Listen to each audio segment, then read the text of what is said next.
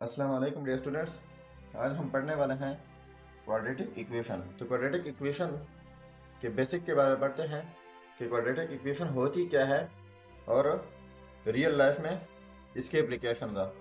तो सबसे पहले क्वाड्रेटिक का लफ्ज़ जो है वो क्वाड से निकला हुआ है और क्वाड का मतलब है स्क्वायर एंड स्क्वायर का मतलब 2। ठीक हो गया। अब इसके बाद है इक्वेशन कि इक्वेशन क्या होती है। तो इक्वेशन यह है कि एक मैथमेटिकल स्टेटमेंट होती हैं इन विच इक्विलिटी साइन, यानी वो इक्वेशन या वो मैथमेटिकल स्टेटमेंट जिसमें इक्विलिटी साइन हो तो वो हमारे पास कहलाएगा इक्वेशन। ठीक है, अब देख लेते हैं मुकम्मल डिफिनेशन क्वाड्रेटिक इक्वेशन की कि इसकी डिफिनेशन हम कैसे करें। An equation that can written in the form of ax square plus bx plus c is equal to 0, यानी कोई भी इक्वेशन जो उसे हम इस फॉर्म में लिख लें तो वो इक्वेशन हमारे पास क्वाड्रेटिक इक्वेशन कहलाएगा। लेकिन कैसे? अब पहले मैंने बता दिया है कि क्वाड्रेटिक क्वाड से निकला हुआ है, क्वाड का मतलब है 2 और साथ में इक्वेशन। अब पहले इक्वेशन जान लें कि इसमें इक्विलिटी साइन है कि नहीं। तो ये है इक्विलिटी साइन, तो इसका मतलब है कि इक्वेशन तो है बट क्वाड्रेटिक कैसे है। अब देख ले, x जो है एक वेरिएबल है, उसी का ग्रेटर पावर 2 है। तो जिस तरह में हमने पहले बात की है कि क्वाड्रेटिक क्वाड से और क्वाड का मतलब 2, तो इस 2 का मतलब है ये क्वाड्रेटिक का मतलब 2 जो है वो ये वाला 2 है कि ग्रेटर पावर 2 होना चाहिए तो हमारे पास क्वाड्रेटिक इक्वेशन होगी। ठीक हो गया। लेकिन एक और बात याद रखनी है कि जिस तरह हमारे पास क्वाड्रेटिक इक्वेशन है a x square plus b x plus c is equal to 0, ये वाला टर्म 0 कभी नहीं होगा। अगर ये वाला टर्म आपने 0 कर लिया तो फिर ये इक्वेशन क्वाड्रेटिक नहीं रहेगी, जो कि लीनियर इक्वेशन होगी। तो ये बात भी ध्यान में याद रखनी है। मतलब ये है कि ए 0 नहीं होगा, अगर ए 0 हो गया तो ये वाला टर्म 0 हो जाएगा। ये है हमारे पास एक क्वाड्रेटिक इक्वेशन। इसको हम सॉल्व करते हैं कि कैसे इन्हें सॉल्व किया जाता है। तो क्वाड्रेटिक्स सॉल्व करने के लिए 3 मेथड हैं। फर्स्ट है फैक्टराइजेशन, ठीक है। सेकंड मेथड है बाई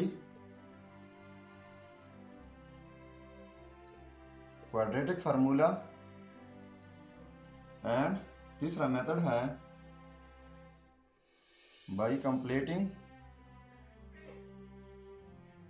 स्क्वायर। ठीक हो गया। ये याद रखना है कि इन 3 मेथड से क्वाड्रेटिक इक्वेशन को सॉल्व किया जाता है। अब हम इसी क्वेश्चन को देखते हैं कि किस मेथड से सॉल्व होता है।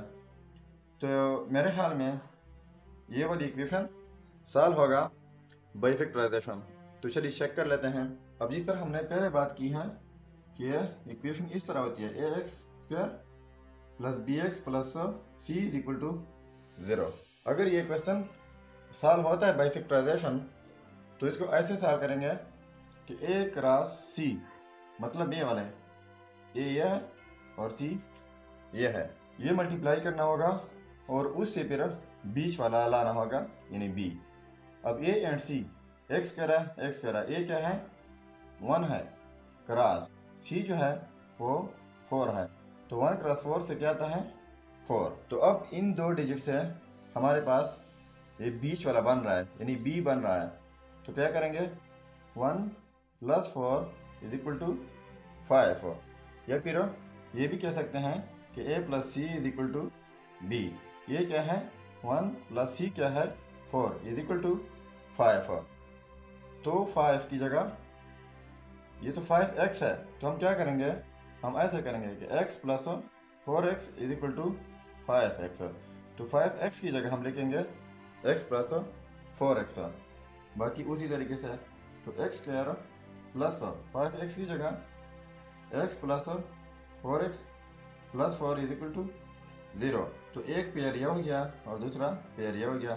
तो इससे हम कॉमन लेते हैं x, तो x प्लस 1 हो जाएगा, प्लस यहाँ से 4 कॉमन लेते हैं तो x प्लस 1 हो जाएगा is equal to 0। x plus 1 अलहदा कॉमन और x plus 4 is equal to 0। ठीक है, अब हम लिखते हैं कि x plus 1 is equal to 0 या x plus 4 is equal to 0। तो x जो है ये पॉजिटिव इस साइड बैक नेगेटिव 1 हो जाएगा एंड पॉजिटिव 4 नेगेटिव 4 हो जाएगा।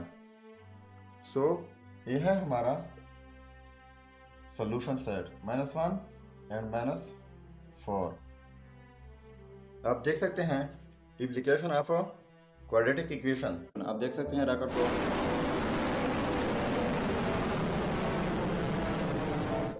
ये रैकेट जो ऊपर जाएगा, क्वाड्रेटिक इक्वेशन की खासियत यह है कि इसका पोजीशन बताता रहेगा।